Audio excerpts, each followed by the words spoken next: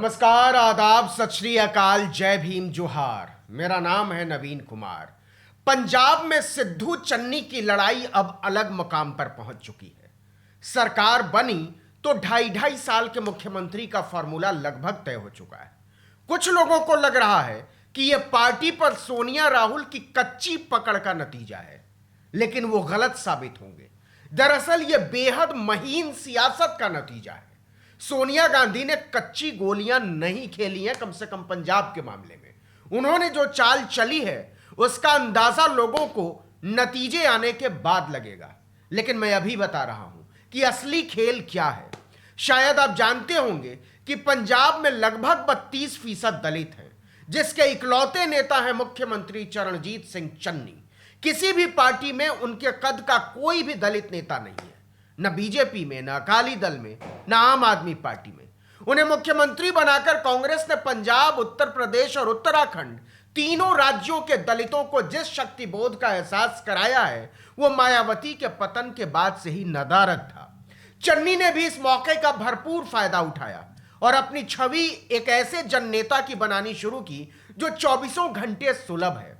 उनके पास समय कम था, लेकिन बावजूद इसके उन्होंने इसे बार बार साबित किया। जिस तरह से प्रधानमंत्री के काफिले को रोके जाने के बाद उन्होंने मामले को हैंडल किया, उससे संदेश गया कि वो कठिन से कठिन परिस्थितियों में बिना दबाव के प्रभावी फैसले ले सकते हैं। सिद्धू के खिलाफ हो जाने के बावजूद बीजेपी को बैकफुट पर आना पड़ा था। अब जरा कांग्रेस हाईकमान की चालाकी को समझिए। जानबूझकर सिद्धू और चन्नी की लड़ाई को सार्वजनिक किया जा रहा है। अंदर की खबरें बाहर लाई जा रही हैं। दोनों के बीच की तनातनी को बड़ा किया जा रहा है, मैग्नीफाई किया जा रहा है। बावजूद इसके सिद्धू पर कोई कार्रवाई नहीं होती। वो राहुल गांधी के साथ सभाएं कर रहे हैं, अपने आप को चन्नी से बड़ा दिखा रहे हैं, ज्यादा काबिल दिखा रहे हैं, ज्यादा ताकतवर दिखा रहे हैं।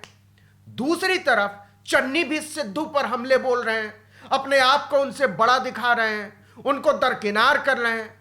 क्या आप इस खेल को समझ पा रहे हैं? मैं बताता हूं। देखिए, पंजाब में जट सिख और दलितों की अदावत बहुत पुरानी है। आपको पता हो तो कांशीराम ने अपनी राजनीति की शुरुआत इसी वजह से पंजाब से की थी। वो रहने वाले भी पंजाब के रूपनगर जिले के थे, क्योंकि पंजाब में दलित लगभग 1/3 हैं और उन्हें लगता था कि यहां से दलित पहचान और प्रतिनिधित्व की लड़ाई को आगे ले जाना आसान होगा। यह अलग बात है कि वो बाद में उत्तर प्रदेश शिफ्ट हो गए। खैर, मैं चन्नी और सिद्धू पर आता हूं। आपको लग रहा होगा कि 2.5 साल के मुख्यमंत्री का फॉर्मूला कमजोर नेतृत्व का नतीजा है। जी नहीं, चन्नी और सिद्धू दोनों को एक दूसरे के मुकाबले में खड़ा करके दो सियासी दुश्मन जमातों को कांग्रेस ने अपनी तरफ कर लिया है। एक तरफ दलितों को लग रहा है कि अपना नेता पंजाब के सबसे वाचाल नेता को भी आड़े हाथों ले रहा है। कांग्रेस ने उसे अपने ऊपर तवज्जो देकर मुख्यमंत्री बना दिया। पंजाब के इतिहास में पहली बार कोई दलित मुख्यमंत्री बना है। हमको उसके साथ खड़ा होना चाहिए, उसको ताकत देनी चाहिए।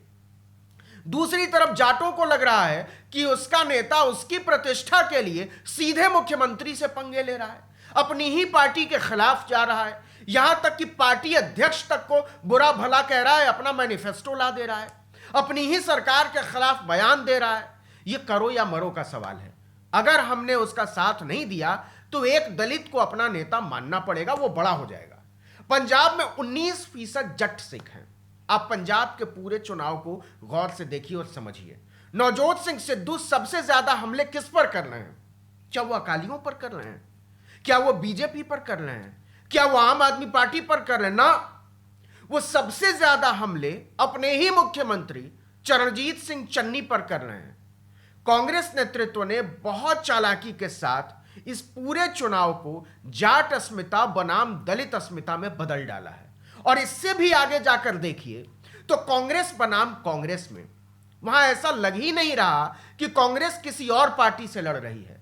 आपको लगेगा कि असल मुकाबला तो कांग्रेस और कांग्रेस के बीच ही है, सिद्धू और चन्नी के बीच है।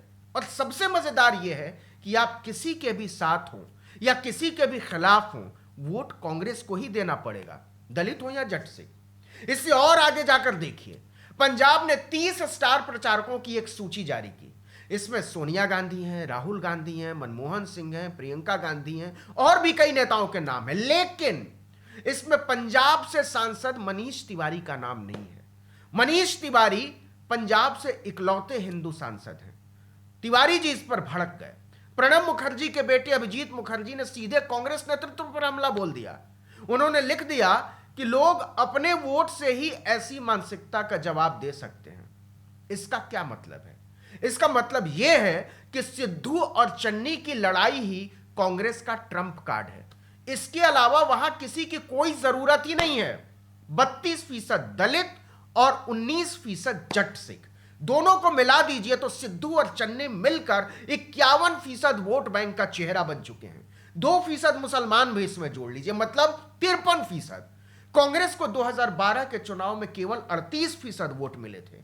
अब समझ लीजिए कि दिल्ली में बैठकर सोनिया गांधी ने जो गोटियां चली हैं उसका निशाना कहां है। दरअसल पंजाब कांग्रेस में सीएम के चेहरे के लिए जारी घमासान के बीच पार्टी ने सबसे सेफ गेम खेला है।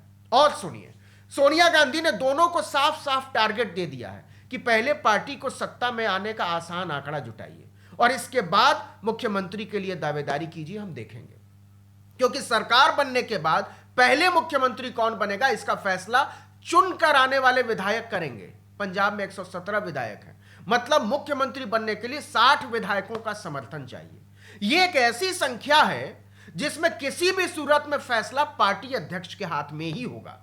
चन्नी के मामले में हम ऐसा देख चुके हैं। सिद्धू और सुनील जाखड़ दोनों के समर्थन के विशाल दावे पेश हुए थे बैठक में, लेकिन पार्टी दोनों के ऊपर लाकर चन्नी को बैठा देती है। दरअसल पंजाब चुनाव में वोट बैंक का गणित ऐसा है कि कांग्रेस किसी एक का नाम लेकर कोई जोखिम नहीं लेना चाहती, इसलिए वो चन्नी और सिद्धू दोनों का बहुत चालाकी से केवल इस्तेमाल कर रही है। आप ध्यान दीजिए तो कांग्रेस चन्नी के 111 दिन के कामकाज पर ही वोट मांग रही है। इसके पहले के 4.5 साल की सरकार वाले कैप्टन अमरिंदर सिंह भाजपा के साथ गठजोड़ कर चुके हैं, उनका नाम भी नहीं लेती कांग्रेस। इससे पीछे जाइए तो कांग्रेस ने सिद्धू पर ही दांव खेलकर कैप्टन अमरिंदर सिंह से सीएम की कुर्सी छीनी थी, लेकिन टिकट के बंटवारे में पूरी बात न सिद्धू की मानी गई न चन्नी की। सिद्धू को दरकिनार करके कांग्रेस यह संदेश नहीं देना चाहती कि वो पंजाब में केवल दलितों पर ही दांव खेल रही है। यह कमाल की राजनीति है जिसे समझने में बीजेपी, अकाली और आम आदमी पार्टी तीनों ने देर कर दी है, लेकिन सबसे ज्यादा नासमझ निकले हैं दिल्ली में बैठे राजनीति के चतुर विश्लेषक। इस वीडियो में इतना ही, लेकिन अगर आपने आर्टिकल 19 इंडिया को अब तक सब्सक्राइब नहीं किया है तो फौरन कर लीजिए, बेल आइकॉन दबाइए, घंटी जैसी आकृति, लाइक कीजिए और कमेंट करके बताइए हमारा वीडियो आपको कैसा लगा। अगर YouTube पर देख रहे हैं तो हमारे पेज को सब्सक्राइब कर लीजिए, अगर फेसबुक पर देख रहे हैं तो हमारे पेज को लाइक कर लीजिए, इंस्टाग्राम पर भी हम मौजूद हैं, वहाँ भी आप हमको फॉलो कर सकते हैं। ट्विटर पर हमारा हैंडल है article19_India, आप ट्विटर पर हमें ज़रूर फॉलो करें।